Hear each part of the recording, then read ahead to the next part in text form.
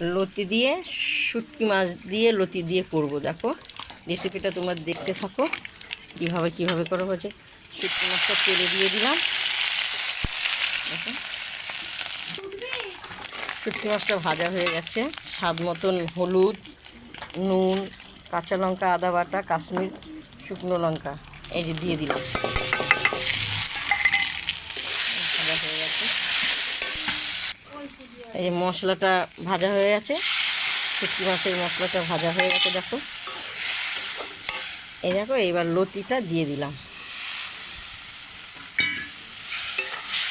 এই যে লতিটা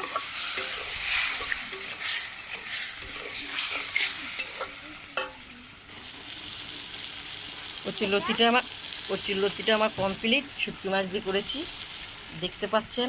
প্রথম থেকে লাস্ট অবধি তোমাদেরকে দেখিয়েছি। তোমাদের যদি ভালো লাগে আমাকে লাইক দিও আর শেয়ার করো, কমেন্ট করে জানাও। অসাধারণ অসাধারণ। দেখো এই দেখো শুটকি মাছ দিয়ে লতির রেসিপিটা তোমাকে দেখাবো।